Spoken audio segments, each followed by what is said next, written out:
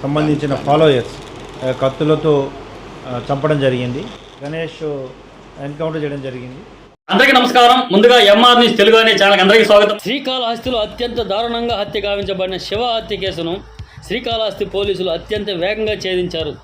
వివరాల్లోకి వెళ్ళినట్లయితే ఆగస్టు 2వ తేదీ ఆదివారం రాత్రి శ్రీకాళహస్తి పట్టణంలోని కొండమిట్ట ప్రాంతానికి చెందిన శివ అనే వ్యక్తిని స్వర్ణముఖి నది కట్ట మీద అత్యంత పాశవికంగా హత్య చేసిన విషయం తెలిసినదే. దీనికి సంబంధించి హత్య ఎవరు చేశారు, ఎందుకు చేశారు అనే అనుమానాలు కుటుంబ సభ్యులతో పాటుగా పట్టణంలో ప్రతి ఒక్కరు కూడా చర్చించుకుంటూ ఉన్నారు.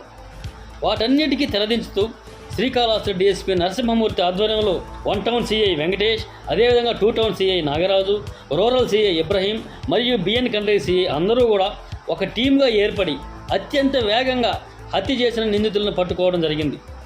ఈ అంశాలకు సంబంధించి ఈ ఆగస్టు 11వ తేదీన తిరుపతిలోని ఎస్పీ కార్యాలయం నందు ఎస్పీ సుబ్బరాయుడు యొక్క ఆధ్వర్యంలో నిందితులను మీడియా ముందు ప్రవేశపెట్టడం మరియు ఆ హత్యకు వాడినటువంటి పనిముట్లను కూడా చూపిస్తూ ఆ హత్య చేయడానికి గల కారణాలను ఎస్పీ మీడియా ముందు వివరిస్తూ ఇలా చెప్పాడు.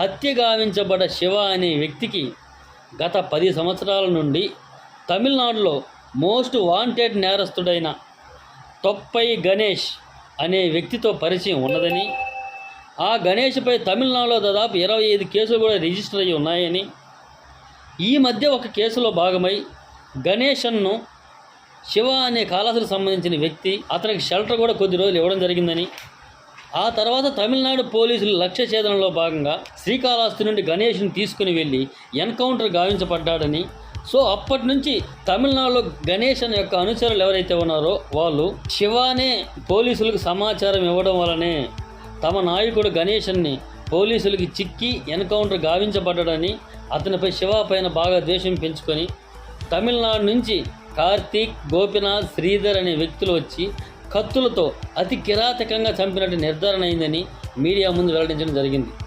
వీరందరిపై కూడా పీడీ యాక్ట్ నమోదు చేయబడుతుందని కూడా తెలియజేయడం జరిగింది. సంబంధించిన ఫాలోయర్స్ వచ్చి కత్తులతో నరికి చంపడం జరిగింది. ఈ కేసులో పూర్తిగా టెక్నికల్ ఎవిడెన్సెస్ లేకున్నా కానీ ఇమ్మీడియట్గా శ్రీకాళహస్తి అనేది ఒక పిలిగ్రిమ్ సెంటరు. అటువంటి సెంటర్లో ఇలాంటి అఫెన్సెస్ అనేటివి మళ్ళీ జరగకుండా ఉండడానికి కఠిన చర్యలు తీసుకోవడం జరిగింది.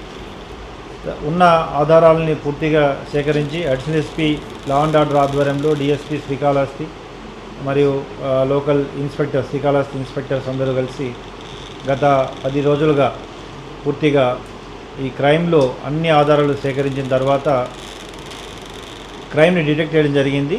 అందులో ఇన్వాల్వ్ అయిన 5 మెంబర్స్లో 4 మెంబర్స్ని అరెస్ట్ చేయడం కూడా జరిగింది. క్రైమ్కి వాడిన వెపన్స్ కూడా అండ్ సెల్ ఫోన్స్ కూడా సీజ్ చేయడం జరిగింది. మోటార్ సైకిల్, తర్వాత సెల్ ఫోన్స్. ముఖ్యంగా ఈ అఫెన్స్ని చేయడానికి ముఖ్య కారణం శివకుమార్కి ఇంతకుముందు గణేష్ అనే వ్యక్తికి పరిచయం ఉంది. Ganesh having almost 20-25 cases in Tamil Nadu. ఇతను గణేష్కి ఆశ్రయం ఇవ్వడం వలన ఇటీవల కాలంలో మార్చిలో ఇవ్వడం వలన తమిళనాడు పోలీసు వారు వచ్చి గణేష్ని తీసుకెళ్ళడం, అక్కడ గణేష్ ఎన్కౌంటర్ చేయడం జరిగింది. తద్వారా గణేష్ని చంపడానికి కారణమయ్యాడనే ఒక కక్షతో గణేష్ యొక్క ఫాలోయర్స్ అనుమానంతో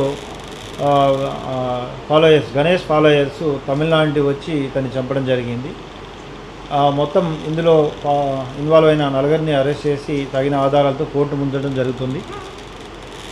ఈ కేసులో ముఖ్యంగా పాల్గొన్న 5 మంది కూడా చాలా కేసెస్లో తమిళనాడులో ఇన్వాల్వ్ అయ్యారు.